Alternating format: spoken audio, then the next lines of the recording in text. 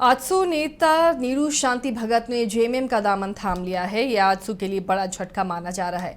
नीरू शांति भगत को जेएमएम के केंद्रीय महासचिव विनोद पांडे ने पार्टी की सदस्यता दिलाई। जेएमएम में शामिल होने के बाद नीरू शांति भगत और विनोद पांडे ने क्या कहा, सुनिए। आज हम सभी आजसू पार्टी छोड़कर आज झारखंड मुक्ति मोर्चा में शामिल हुए हैं। आप सभी जानते हैं कि जब स्वर्गीय कमल किशोर भगत जी थे तो उनका एक सपना था। लोहरदगा में बहुत सारे काम भी किए, लेकिन उनका वो सपना अधूरा रह गया। तो उन्हीं सपनों को पूरा करने के लिए मुझे आज झारखंड मुक्ति मोर्चा में आना पड़ा।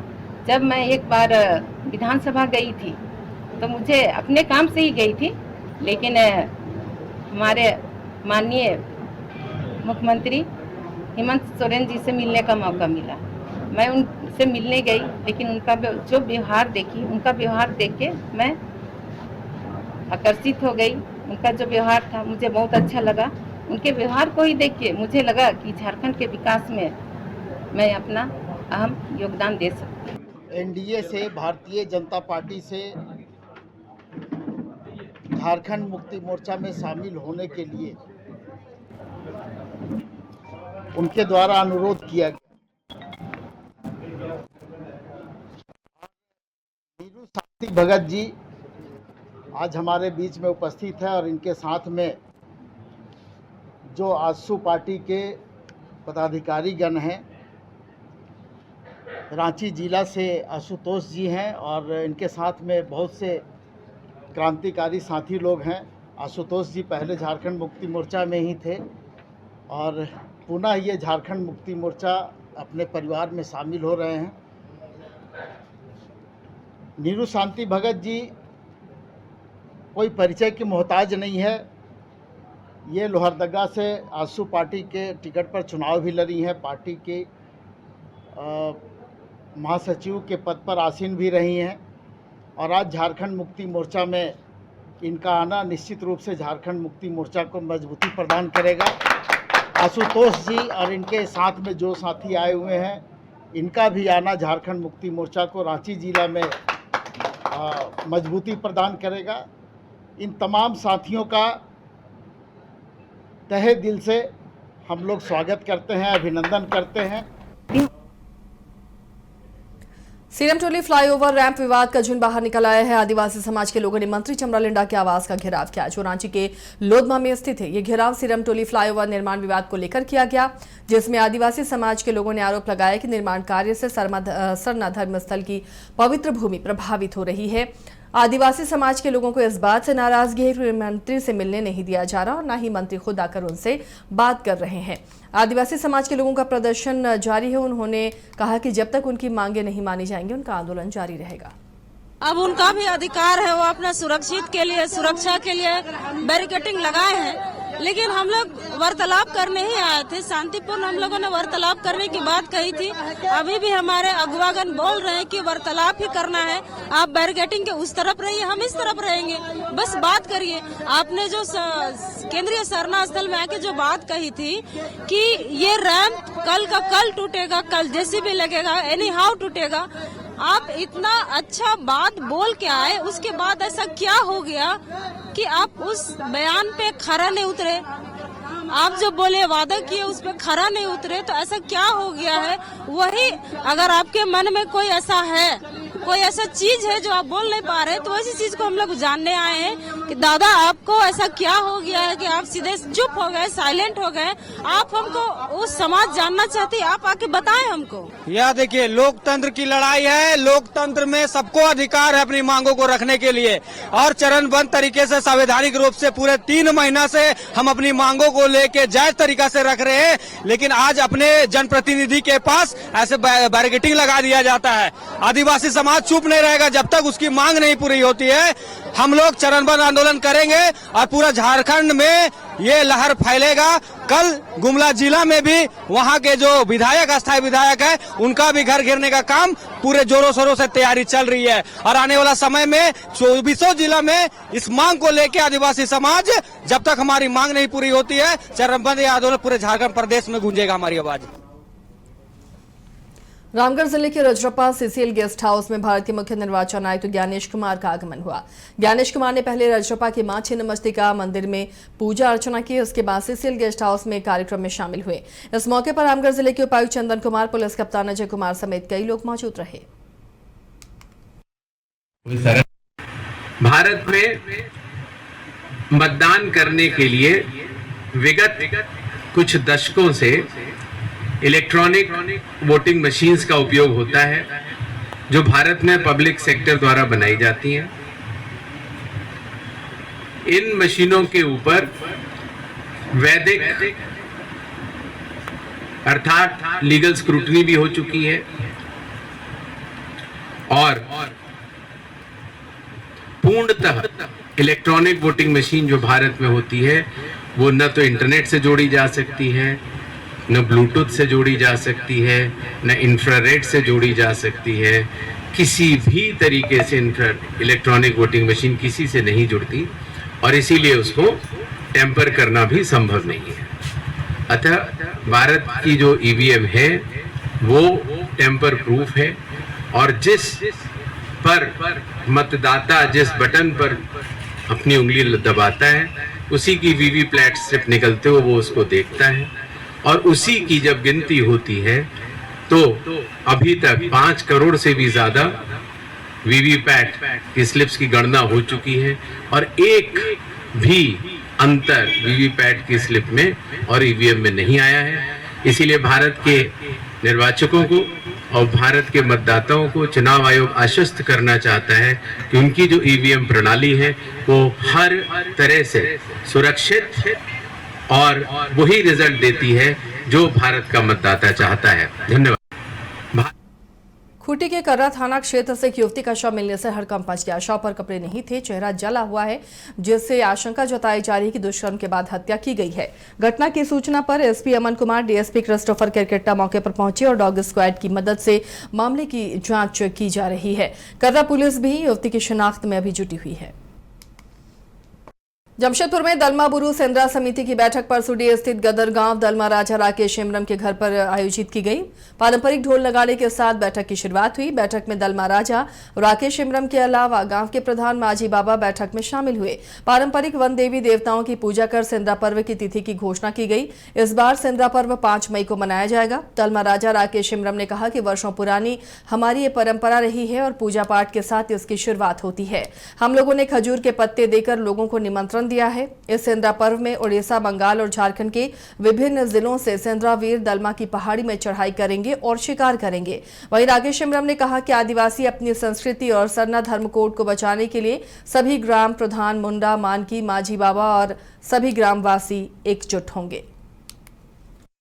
हम लोग उनका दलमा बुरु बोंगा में हम लोग अभी सभी उपस्थित और पूरा ग्रामीण से आए हैं। मुंडामन की मंझी परगना और इस दलमा बुरु सेंद्रा का तिथि हम लोग ये मई का 5 तारीख को सेंद्रा होगा और 3 तारीख को हम लोग उनका देवी देवता का पूजा अर्चना होगा और 4 तारीख को पूजा होगा, 5 तारीख को सेंद्रा होगा। इसमें हमारा एक ईटे गिरा पूरे देश में जाएगा मांझी परगना मुंडा मनकी का द्वारा और जितने भी ग्रामीण के मांझी परगना मुंडा मनकी को सूचित किया जाएगा कि इस सेंद्रा पर्व को बचाने के लिए, शर्मा धर्म को बचाने के लिए सभी ग्रामवासी और सभी आदिवासी एकजुट होंगे और इस सेंद्रा पर्व को बचाने के लिए उपस्थित होंगे हमारा दलमा बुरु सेंद्रा सुतम टाड़ी में। हम जमशेदपुर पूर्वी के विधायक पूर्णिमा साहू ने बिरसा नगर जोन नंबर 6 तमाड़िया सरकारी स्कूल के पास 16 विकास परियोजनाओं का उद्घाटन किया। इन परियोजनाओं के तहत क्षेत्र में सड़क निर्माण, सड़क मरम्मत, नाली निर्माण और अन्य विकास कार्य किए जाएंगे। विधायक पूर्णिमा साहू ने बताया कि इन परियोजनाओं से बर्मा माइंस, जुगसलाई और गोलमुरी के विभिन्न क्षेत्रों में विकास होगा। उन्होंने कहा कि टूटी हुई सड़कों की मरम्मत की जा रही है, जहां सड़कें नहीं है वहां निर्माण कार्य किया जा रहा है। इसके अलावा नाली की व्यवस्था भी सुधारी जा रही है। बता दें कि विधायक पूर्णिमा साहू ने इससे पहले 28 विकास योजनाओं का शिलान्यास किया था, जिनकी कुल लागत 2,18,55,314 रुपए है। इन परियोजनाओं से क्षेत्र में विकास और सुधार होने की उम्मीद है। ही हमारे क्षेत्र के जो है सर्वांगीण विकास की गति को भी जो है तेज़ी प्रदान की जा रही है। आज बिरसा नगर जोन नंबर 6 में बिरसा नगर मंडल क्षेत्र के अंतर्गत जितने भी हमारी योजनाएं हैं, 16 योजनाएं जो है अनेक और अलग अलग क्षेत्रों में करेंगे हम। और आने वाले समय में आने वाले कल और परसों भी हमने एक कार्यक्रम रखा हुआ है। अभी आज बिरसा नगर मंडल क्षेत्र के अंतर्गत 6 योजनाएं हैं जिनका शिलान्यास आज मैं करूँगी। और बस यही अपील रहेगा जनता से भी कि जनता भी अपना सहयोग दे, इस क्रियान्वयन में अपना सहयोग दे, क्योंकि बहुत ज़रूरी है आप लोगों का सहयोग। किस किस चीज़ का कर रहे हैं? आज बिरसा नगर जोन नंबर 6 में अभी नाली निर्माण का कार्यक्रम है, फिर सड़क का है, फिर पुलिया, ऐसा करके बहुत सारे हमारे जो विकासी योजनाएं हैं उनका शिलान्यास हो रहा है। लगभग कितने आज है? लगभग 16 योजनाएं हैं जो जिसके अंतर्गत हमने 3 दिन रखा हुआ है। 3 दिन के अंतर्गत हम अपना गोलमुरी, परमा माइंस, बिरसा नगर, ये सभी क्षेत्रों में जो है योजनाओं के कार्यक्रम को मैं हनुमान जयंती के अवसर पर गोलमुरी स्थित बिरला मंदिर में 108 बार हनुमान चालीसा पाठ का आयोजन किया गया है। इस कार्यक्रम में जमशेदपुर पश्चिम के विधायक सरयू राय मुख्य जजमान के रूप में उपस्थित हुए। हनुमान चालीसा पाठ दिन भर चलेगा और प्रसाद का भी वितरण किया जाएगा। यह आयोजन हनुमान जयंती के महत्व को दर्शाता है, जो हिंदू धर्म में एक प्रमुख त्योहार है। हनुमान जयंती चैत्र माह की पूर्णिमा तिथि पर मनाई जाती है, जो इस साल 12 अप्रैल 2025 को पड़ी। इस दिन हनुमान जी की पूजा अर्चना करने से भक्तों को विशेष लाभ मिलता है। बता दें कि बिरला मंदिर के जीर्णोद्धार की जिम्मेदारी विधायक सरयू राय ने उठाई है, जो तेजी से पूरा किया जा रहा है। हनुमान जयंती पर आयोजित इस कार्यक्रम में शामिल होकर भक्त हनुमान की कृपा प्राप्त कर सकते हैं और अपनी मनोकामनाएं पूरी कर सकते हैं। देवघर के त्रिकुट पर्वत पर स्थित श्री मंगल धाम में भूमि पूजनोत्सव कार्यक्रम आयोजित किया गया। झारखंड के राज्यपाल संतोष गंगवार ने भूमि पूजन किया, जहां 108 फीट ऊंची बजरंगबली की प्रतिमा स्थापित की जाएगी। यह प्रतिमा निखिल नंदा द्वारा लगाई जा रही है, जो भारत में अपनी चौथी प्रतिमा लगा रहे हैं। इससे पहले वे 3 अन्य प्रतिमाएं लगा चुकी हैं। कार्यक्रम में कई गणमान्य लोग उपस्थित थे, जिनमें गोड्डा सांसद निशिकांत दुबे, बाबूलाल मरांडी, समीर उरांव और पूर्व मंत्री सुखदेव भगत भी शामिल हैं। इसके अलावा राज परिवार के सदस्य रणधीर सिंह, आशा लकड़ा और सुनील सोरेन भी मौजूद रहे। इस कार्यक्रम में हजारों लोगों ने भाग लिया और शिलान्यास भूमि पूजन में शामिल हुए।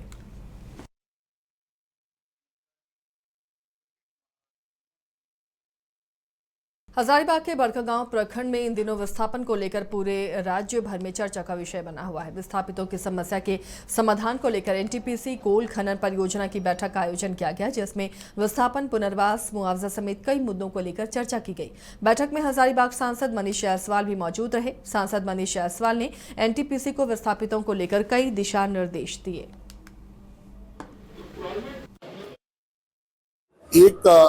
2 ब्लॉक के लोग संभवतः इससे पूरी तरह से प्रभावित है और एनटीपीसी का कुछ नीति ऐसा है जो कि लोगों के हित में नहीं है।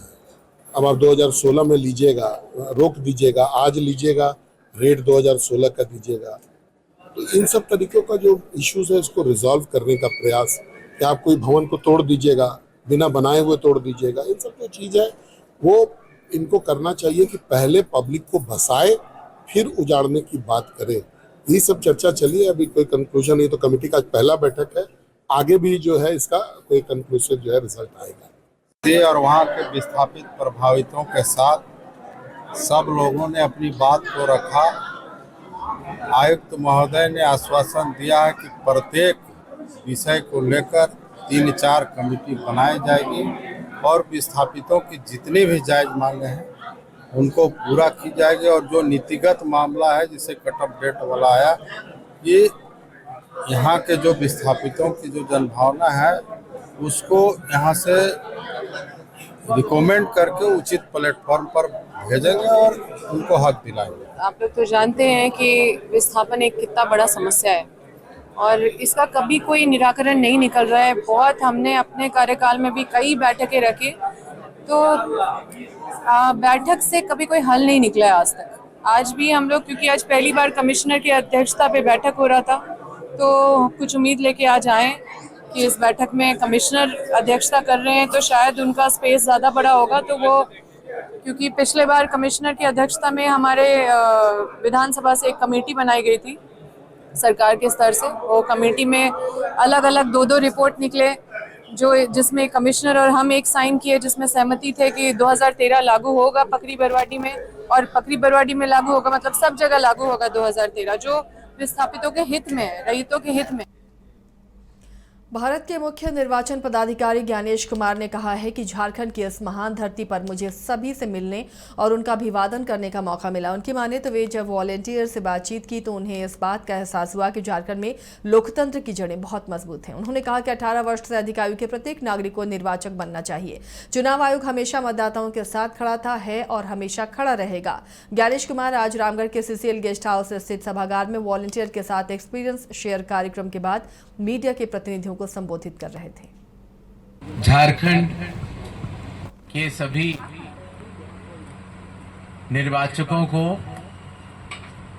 चुनाव आयोग का जोहार।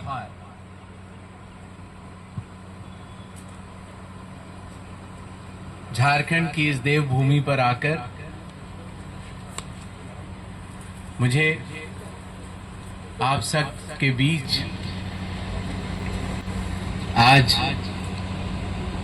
मिलने का और बातचीत करने का सौभाग्य प्राप्त हुआ है। मेरे साथ झारखंड के chief electoral officer Shri Ravi, additional CEO doctor Neha,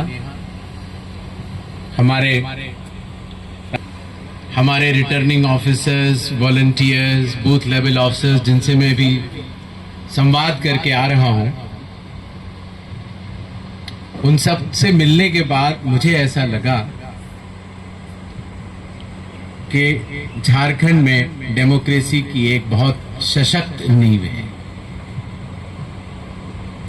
जैसा आप सबको पता है, भारत का हर नागरिक जो 18 वर्ष की आयु पूरा कर चुका हो, उसे निर्वाचक अवश्य बनना चाहिए। और निर्वाचक सूची में एक बार नाम आने के बाद उसको मतदाता भी अवश्य बनना चाहिए। चुनाव आयोग हमेशा मतदाताओं के साथ खड़ा था, खड़ा है और खड़ा रहेगा। कोलकाता रेल जोन के जनरल मैनेजर मिलिंद देवस्कर विभिन्न कार्यक्रमों के तहत अपने विशेष रेल सैलून से साहिबगंज पहुंचे, जहां उन्होंने साहिबगंज में रेलवे के विकास की संभावनाओं को तलाशने को लेकर जायजा लिया। इस दौरान उन्होंने कहा कि रेल ट्रैक की संख्या में कैसे वृद्धि की जा सकती है, इस पर विचार किया जा रहा है ताकि इस रेलखंड पर और अधिक ट्रेनों का परिचालन किया जा सके।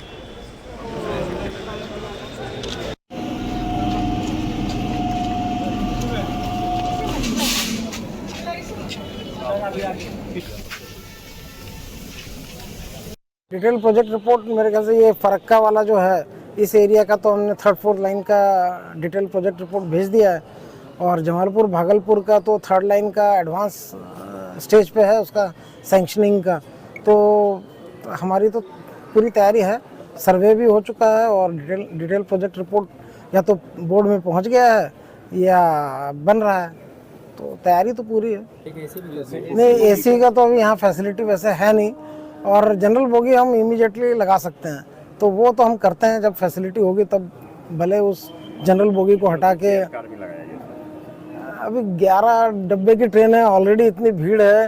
हाँ, आप अभी हमने वीडियो देखा उसका, तो जनरल डब्बों में इतनी भीड़ है, और अगर हमने एक इलाइट क्लास के लिए कोई अरेंजमेंट किया तो वो लोग फिर एसी में घुस जाएंगे और आप बोलेंगे कि एसी कोच में घुस जाते हैं। झरिया के लोधना एरिया 10 कुजामा कोलियरी में पंप गार्ड कार्यरत 45 वर्षीय बीसीसीएल कर्मी सुरेश कुमार ड्यूटी के दौरान रहस्यमय ढंग से लापता हो गए। परिजन अनहोनी की किसी आशंका को लेकर परेशान हैं। स्थानीय लोग और उनके परिजन कुजामा कोलियरी पहुंचे और उन्होंने जमकर हंगामा किया। इस दौरान प्रबंधन पर लापरवाही का आरोप लगाते हुए अपनी भड़ास निकाली। प्रबंधन ने गायब सुरेश चमार की खोजबीन शुरू कर दी। गायब सुरेश के बारे में सहयोगी और कर्मचारियों से भी पूछताछ की जा रही है। प्रबंधन ने कहा कि पूछताछ चल रही है। परियोजना के पोखरिया में गोताखोर बुलाकर खोजबीन की जाएगी, साथ ही प्रशासन का भी सहयोग लिया जाएगा। सुरेश चमार जो ड्यूटी आया था कल 2 बजे, तो क्या हुआ कि मतलब यहाँ हाजिरी बनाया और अपना माइंस में गया। वहाँ पे पंप गार्ड में है वो, पाइप गार्ड में है वो, उसके बाद हमको वहाँ से फ़ोन आया कि सर ये नशा की हालत में है। तो हम गए देखने के लिए, तो था वहाँ पे नशा की हालत में लेटा हुआ था। तो हम आए तो मेरा बाबू उसको उठाया, तो हम बोले कि आपका हम हाजिरी आउट कर रहे हैं, आप क्या नाम है नशा में है। बोला सर आज के बाद माफ़ी मांगते हैं, आज के बाद नहीं पिएंगे। तो उसको हम क्या नाम है फिर उसका हम बोल दिया कि आपका हम हाजिरी आउट कर रहे हैं, आप घर चल जाइए। वहाँ से आए फिर यहाँ पे हम इसका हाजिरी आउट कर दिए। बस मेरा इतना ही था कि हम उसको बोल दिया था हाजिरी आउट कर रहे हैं आपका।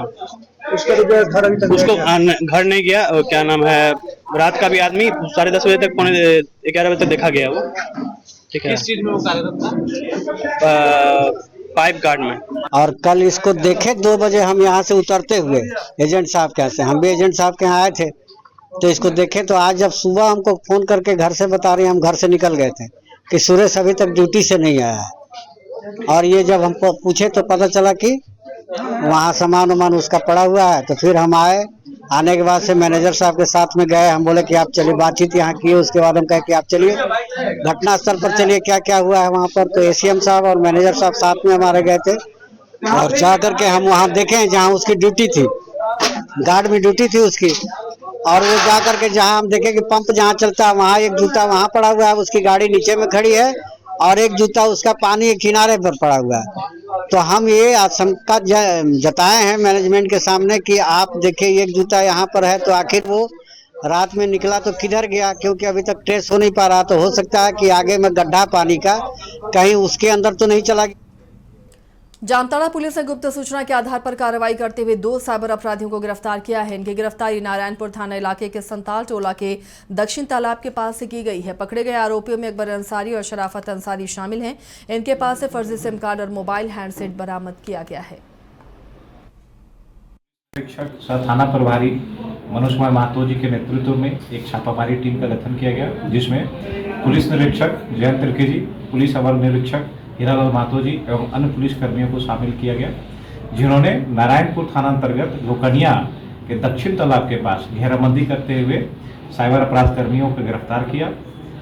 उनके नाम कुछ इस प्रकार हैं: अकबर अंसारी उम्र 29 वर्ष और शराफत अंसारी उम्र 29 वर्ष। ये दोनों ग्राम मुचियाडी थाना नारायणपुर के हैं। इनके विरुद्ध साइबर अपराध थाना कांड संख्या 28/25 BNS एवं IT एक्ट के सुसंगत धाराओं के अंतर्गत कांड दर्ज किया गया है।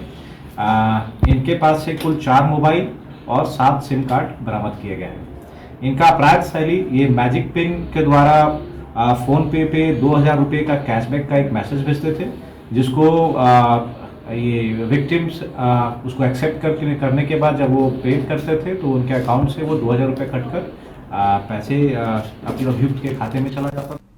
इनका कार्य क्षेत्र चंद्रपुरा हीरक रोड से गोमिया चौक तक 36 किलोमीटर लंबी सड़क की मरम्मत कार्य का शिलान्यास बेरमो विधायक कुमार जयमंगल सिंह के द्वारा किया गया। इस परियोजना की लागत 48 करोड़ रुपए है और इसका कार्य लगभग 9 महीने में पूरा किया जाएगा। शिलान्यास समारोह में विधायक के साथ बड़ी संख्या में लोग मौजूद थे। उन्होंने नारियल फोड़कर और शिलापट का पर्दा हटाकर इसका शुभारंभ किया। ये सड़क मरम्मत परियोजना क्षेत्र के विकास के लिए महत्वपूर्ण कदम है।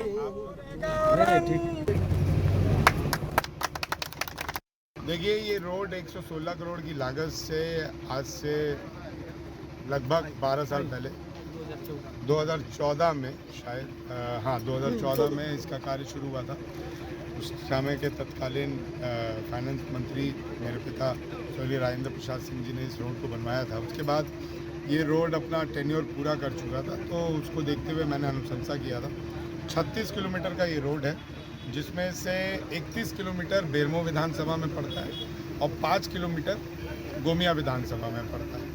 ये रोड हीरक रोड जहाँ से शुरू होता है वहाँ से लेकर आपको गोमिया चौक तक ये रोड को जाना है। कुल लागत इस रोड की जो राशि है वो करीबन 48 करोड़ रुपये है। 48 करोड़ की लागत से ये रोड पूरा वापस बनेगा। जो भी नाली पहले बना था वो अगर जहाँ जहाँ टूट गया है उसकी वापस से रिकंस्ट्रक्ट कराया जाएगा, नाली साफ़ कराया जाएगा, रोड का पूरा पैचिंग होगा। आपको जो साइड में अनवांटेड अतिक्रमण हो गया उसको मुक्त कराते हुए